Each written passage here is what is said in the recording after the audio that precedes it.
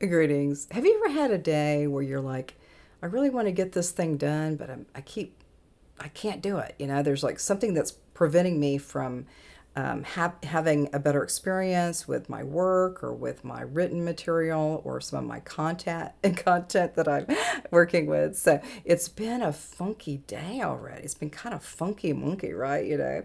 Okay, so again, I'm Susie Jervich, and I am a automatic writing person. I do the Akashic Records. I do the work of Quantum Healing Hypnosis Technique, level 2 practitioner here in sunny Scottsdale.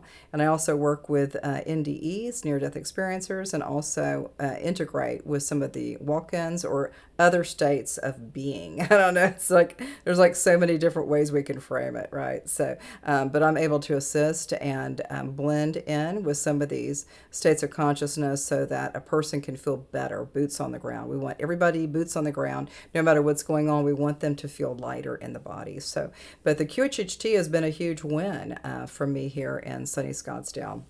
And I think my favorite thing with QHHT is that I love the whole thing. I love all the hours of interview. I love the induction, getting into, a sweet place to just relax, going into the first hypnosis session, an hour within a past life or future life concurrent running timelines, as above, so below, or anything else. Then the second one is where we go into another hour with the subconscious mind. That's where my sweet spot is, people. So I absolutely freaking love the body scans. And before I had it running for just a little bit in that 1 hour with hypnosis. And then I decided, I just kind of just said, okay, when we go into the subconscious piece, it's going to be 1 hour of the subconscious piece. It's like, it's so freaking amazing. And people can even feel the energy, even if it's just on the daybed. So I love sharing and care. I love sharing and caring. All this stuff has been really beneficial for me. I've really had a really good time, working with like, what else can I do? What else do I need to learn? What else do I need to know? So I've been working on Delete on the Spot. That's a book that showed up the other day. We were at Newport. We got back home from Newport Beach, and the book was right there on the door. Wow, that was pretty immediate. So I've been kind of working with that, going into some of these different techniques. So when I'm really focusing on that body scan through the subconscious mind, I really want to have more understanding about what the person is needing at this time. Are they ready to let some things go? And there's all of these different states of consciousness that we could work from. It's just like noticing, well, what happened, what caused something in the body, where was it stored in the body, where did it originate from. A lot of times when we do some of these curious, ways of looking at life is sometimes if it's a past life, you can totally nail it. You can nail it down. And then as soon as that person in the daybed is receiving this information, a lot of the stuff is like wiped out. No matter what situation it was or what kind of body event it was, all of those things kind of just begin, especially when they're talking about a past life and then finding where that event happened in the body in that past life. It already kind of clears. It kind of clears this lifetime right now, this present lifetime. So all of these things that I'm watching and observing, and again, it's all about the person on the daybed. It's not about Susie, but I'm a facilitator, and the best I can do is be curious, So it's like all these things are humming and really operating in a sweet spot, like super freaking sweet. So the more that we go into some of these different states of consciousness that I reside in, I learn more. And just yesterday, I had a beautiful session with somebody, and she had, I think, 3 or 4 different events in her body. And so we went through all of these practices, kept going down, down, down. I kept doing all of those different techniques, and then everything was cleared. Apparently it was cleared, and I have to just go like, well, is it all done? With hey SC or subconscious, is it all clear? And it's like, yes. And so sometimes it takes a while for people to kind of resonate with the body, like let's just think we got these beautiful freaking bodies, right? We're boots on the ground. We're here at the earthly school, and we're hanging 10, people. We're really hanging into that, and just noticing that the more that we can learn a little bit more, the more that we can start letting things go, let it go, just all these things are happening. And the more that a person is able to just identify one thing in the body, it could be the right shoulder or the left knee or the pinky toe on the right side, you just start noticing, and then you start going into this awareness that something suddenly shifted. And why did that happen on this, on here, and on my knee, and on my pinky toe? And then all of a sudden, I started having these practices that were pretty easy, pretty good hacks for me. And maybe you have your own hacks. Maybe you have your own way to clear and have a better experience with your juicy, juicy body. And so I would just go down, now it's too freaking hot to go outside because it's like, it's like, I'm in the high desert, people. But then I just start noticing if something happens when I'm walking out by the Papagos or out in the neighborhood, and then something shows up, and then I start realizing, God, something's weird, something weird. And then I just keep asking, and it's not through my I'm not saying it out loud. I'm just in my thoughts. I'm like, let's go ahead and clear it.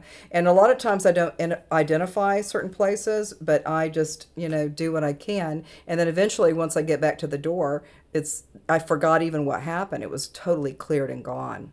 So we have the capacity, we have this great capacity to have a better experience with acknowledging our beautiful, divine, sovereign essence, right? So everyone has this. Everyone has the potential to just kind of lean into these energies and go, yeah, let's go ahead and get some things cleared from the body. Let's bring in more cellular structure to support the rest of the body. Work with any of these systems in the body. And again, I don't necessarily go into the terms and the structures and the events. I just work with just bringing in that beautiful, beautiful, beautiful, yummy, yummy, yummy energy that we are.